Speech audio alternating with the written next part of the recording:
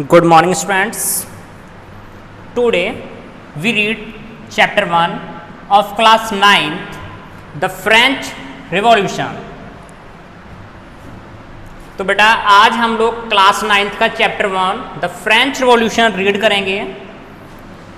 तो French revolution कहाँ हुआ था, कैसे हुआ था, वो तो हम लोग स्टार्ट कर चुके हैं, बात भी कर चुके हैं। लेकिन आज जो मेन इंपॉर्टेंट टॉपिक है that is the causes of, क्या कारण थे फ्रेंच रिवॉल्यूशन के। ठीक है, अक्सर ये क्वेश्चन पूछ लिया जाता है बेटा कॉम्पिटेटिव एग्जाम में भी और बोर्ड एग्जामिनेशंस में भी पूछ लिया जाता है कि what were the main causes of French revolution. ठीक है, जबकि इसके बारे में हम लोग बात तो कर चुके हैं, but in this video we talk about completely. तो first we write the points. First cause social causes,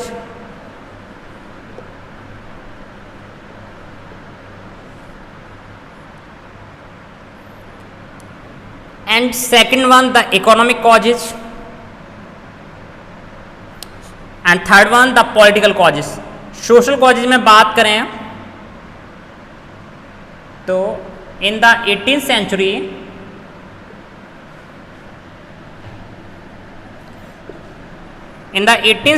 the French society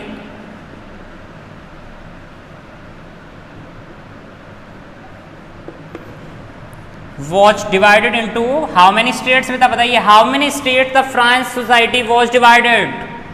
Give me the answer fast. The French society was divided into 3 states. Very good बेटा, was divided into 3 states. Which one?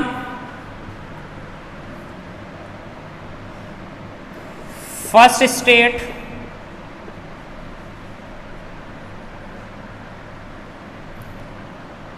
comma second state and third state. Clear?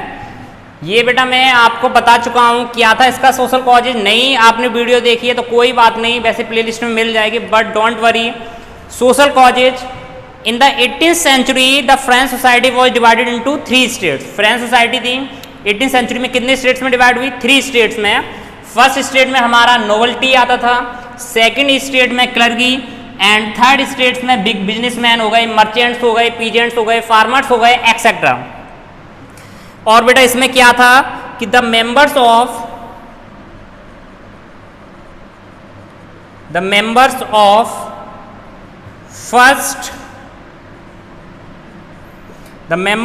First 2 states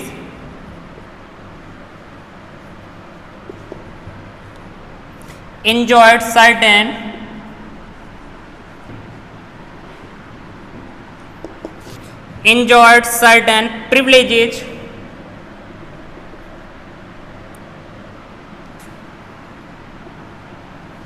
by birth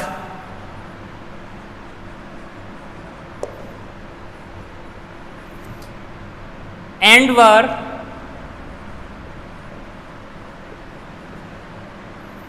exempted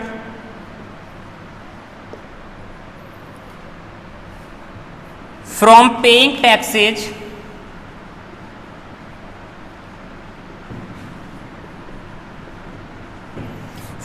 paying taxes to the state,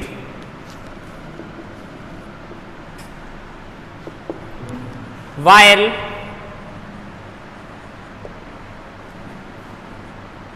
only the third states people पे tax.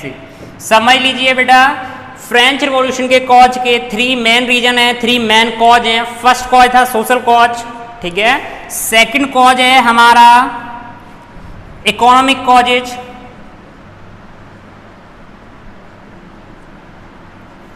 And जो number third है वो हमारा political causes है, उसके बारे में भी हम लोग बात करेंगे। तो सोशल कॉजेज में क्या था ये समझिए बेटा, सामाजिक क्या कारण था फ्रेंच सोसाइटी में फ्रेंच रिवॉल्यूशन होने का, कि 18th सेंचुरी में फ्रेंच सोसाइटी को 3 पार्ट्स में डिवाइड किया गया। फ्रेंच सोसाइटी को कितने पार्ट्स में डिवाइड किया गया था बेटा 18th सेंचुरी में? 3 पार्ट्स में, 3 स्टेट्स में। नंबर 1 फर्स्ट स्टेट के अंदर हमारे कौन आते थे? नोबिलिटी। सेकंड स्टेट के अंदर क्लर्की लोग आते थे, एंड थर्ड स्टेट्स में big businessman, merchants, peasants, farmers etcetera. Then तब इसमें क्या था कि only the third states people pay taxes, केवल थर्ड स्टेट्स में आने वाले लोग ही टैक्स पे किया करते थे, जबकि first state and second states के जो लोग हुआ करते थे वो इंजॉय करते थे जो फर्स्ट टाइप के जो लोग टैक्स पे करते थे उसको। और इसके साथ में फर्स्ट सेकंड स्टेट्स के लोगों को कोई भी टैक्स पे नहीं करना पड़ता था बेटा। क्लियर? तो फर्स्ट टॉपिक हमारा ये हो गया। सेकंड टॉपिक की हम लोग बात करेंगे इकोनॉमिक कॉज की, कि इकोनॉमिक कॉज क्या थे। तो इकोनॉमिक कॉज ये था कि जो पॉपुलेशन थी, the population of France increase from about 23 million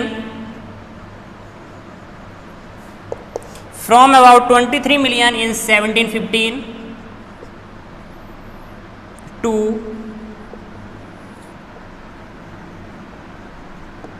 28 million in 1789. This led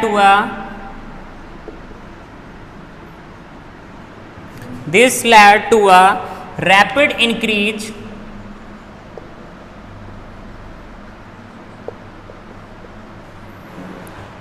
in the demand for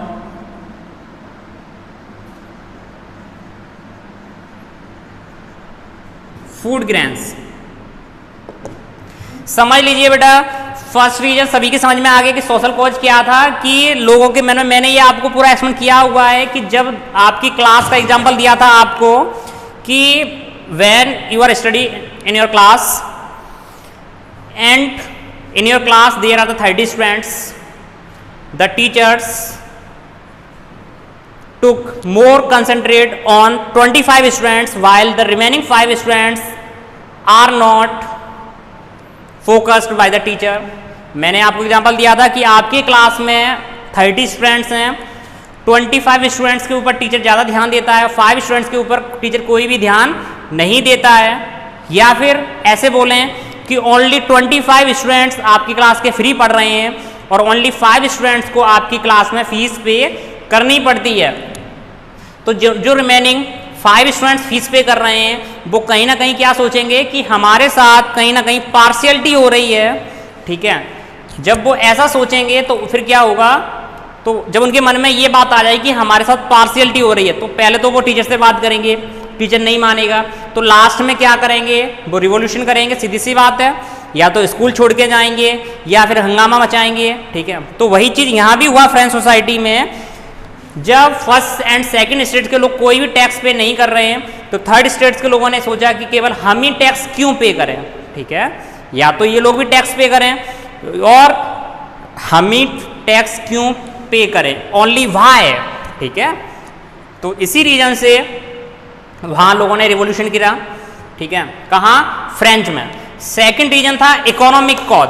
economic cause क्या है कि फ्रांस में 1715 में, इन 1715 द पॉपुलेशन ऑफ फ्रांस या फ्रेंच इज 23 मिलियन। 1715 में जो फ्रेंच की पॉपुलेशन थी वो 23 मिलियन थी, वो बढ़कर बेटा 1789 में कितनी हो गई, 28 मिलियन हो गई। समझ रहे हो, 23 से सीधा 28 मिलियन पॉपुलेशन बढ़ गई, लेकिन लोगों के पास तो जमीन उतनी है बेटा, लैंड तो उतनी है जितनी उनके पहले ग्रैंडफादर या फादर ग्रैंडफादर छोड़ के गए हैं। ठीक है, जमीन उतनी ही है, फसल भी उतनी हो रही है, क्रॉप्स भी उतनी हो रही है और उसका प्रोडक्शन भी उतना ही हो रहा है। लेकिन उनकी जब पॉपुलेशन बढ़ गई तो उसके लिए अनाज की जरूरत कैसी पड़ेगी बेटा, ज़्यादा पड़ेगी।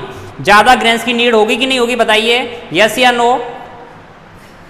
अब ज़्यादा ग्रेन्स की नीड होगी, तो I talk to you earlier that when the demand of everything is increased, जब किसी चीज की डिमांड बढ़ती है, then the price of that thing is automatically be increased.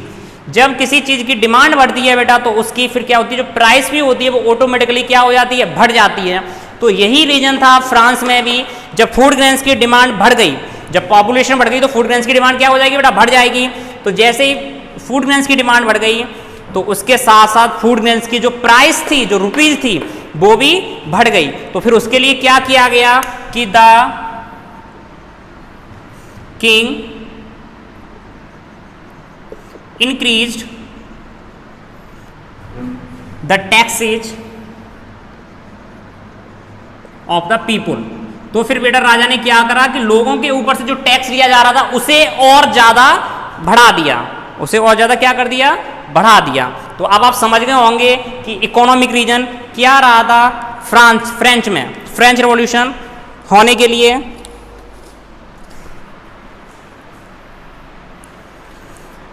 And इसके बाद हम लोग बात करेंगे बेटा थर्ड रीजन की, that is the political cause.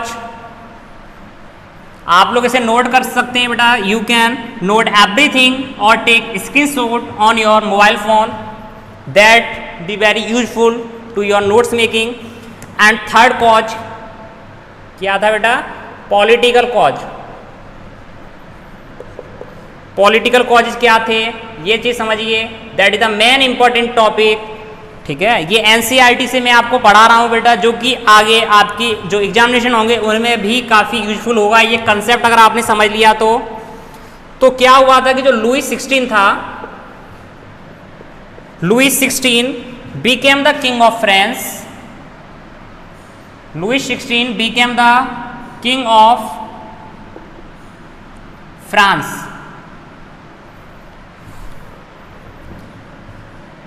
Faced empty treasure,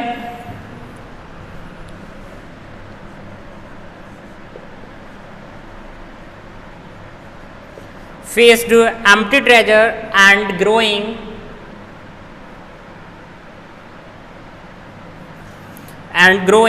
discontent within society.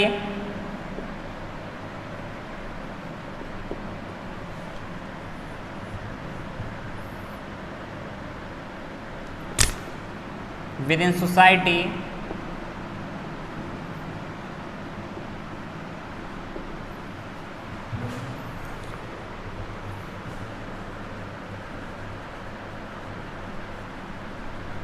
of the old regime, long years of war,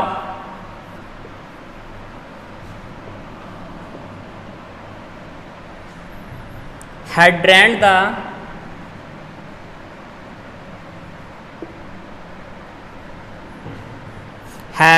the financial resources of France.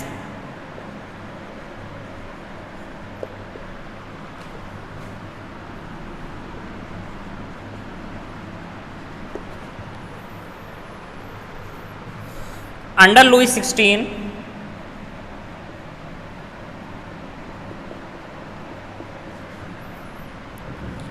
France helped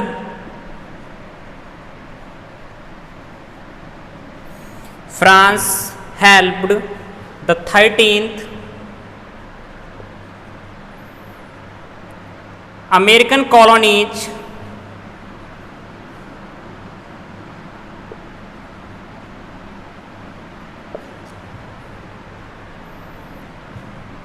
to gain their independence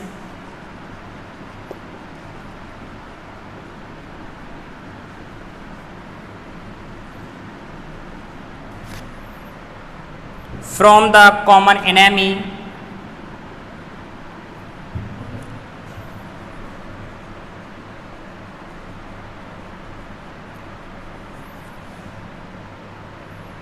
Britain.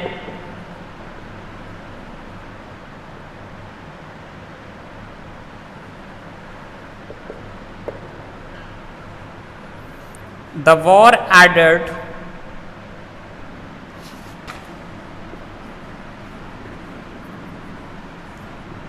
1 billion livres 1 billion livres to adapt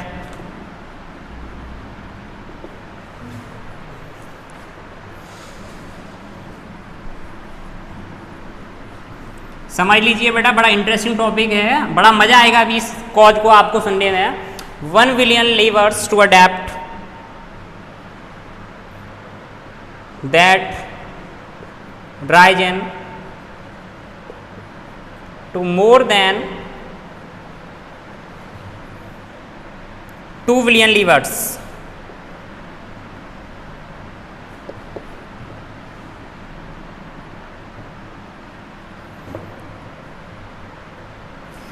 Lenders began to charge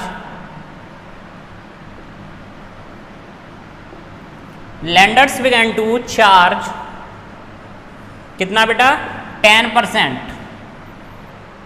interest on loans.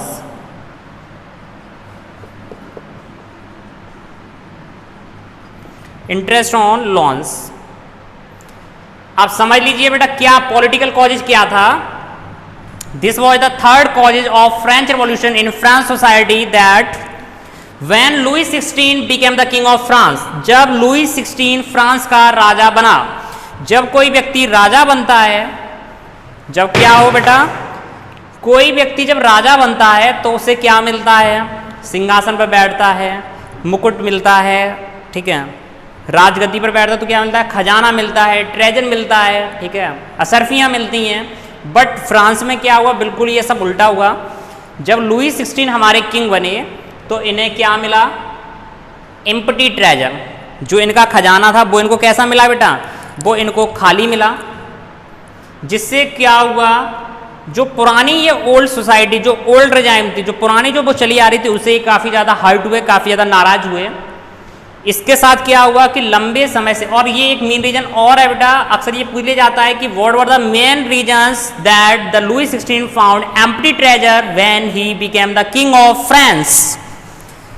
तो इसका answer क्या होगा कि the main reason that Louis XVI found the empty treasure when he became the France that long years of war, लंबे समय से जो लड़ाई चल रही थी, लंबे समय से जो वॉर चल रहा था, युद्ध चल रहा था, किसके बीच में बेटा, सोसाइटी जो हमारी ओल्ड जो पुरानी फ्रेंच सोसाइटी थी उसके बीच में जो लंबे समय से जो वॉर चला आ रहा था, जो लड़ाई चल रही थी, उसने क्या किया कि फ्रेंच के जितने भी फाइनेंशियल रिसोर्सेज थे, फ्रेंच के जितने भी इनकम करने वाले रिसोर्स थे, उन सबको खत्म कर दिया था, उन सबको ड्रेन कर दिया था, ठीक है, वो सब खत्म हो चुके थे।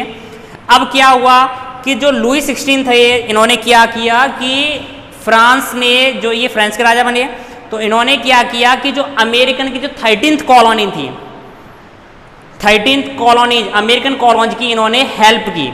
किस चीज़ में, ब्रिटेन से स्वतंत्रता पाने में। ब्रिटेन इन सबका कॉमन एनेमी था, तो ब्रिटेन से स्वतंत्रता पाने में इन्होंने 13th अमेरिकन कॉलोनीज की हेल्प की, ठीक है। जिससे क्या हुआ कि इनके ऊपर 1 बिलियन लीवर्स वहाँ की करेंसी है, जैसे अपने यहाँ रुपीज और वहाँ पर लीवर्स, तो जिससे इनकी जो गद्दी थी, जिन पर ये बैठे हुए थे, जो राजा थे, इनके ऊपर क्या हुआ, इन्होंने अपनी प्रजा पर 1 बिलियन लीवर्स का कर्ज कर दिया, ठीक है। लेकिन क्या हुआ कि वही बढ़ के 2 बिलियन लीवर्स हो गया, 2 बिलियन लीवर्स से भी ज़्यादा हो गया।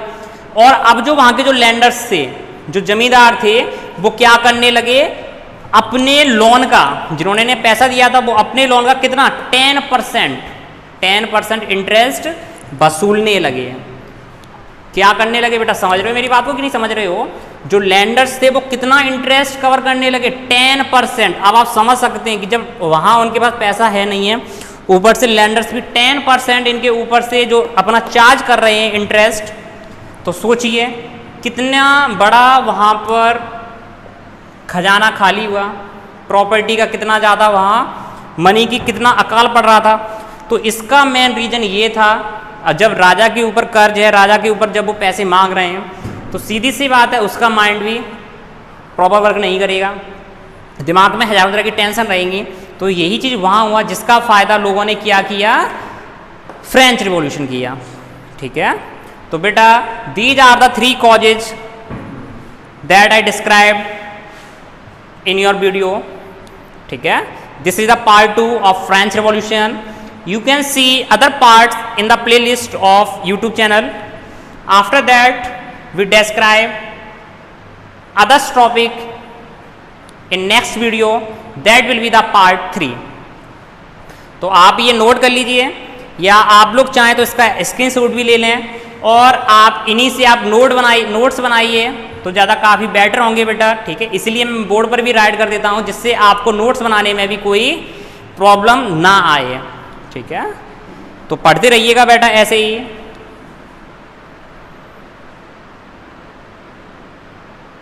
ठीक है, तो ऐसे ही आप लोग पढ़ते रहिएगा बेटा। चलिए फिर आज की वीडियो को यही एंड करते हैं।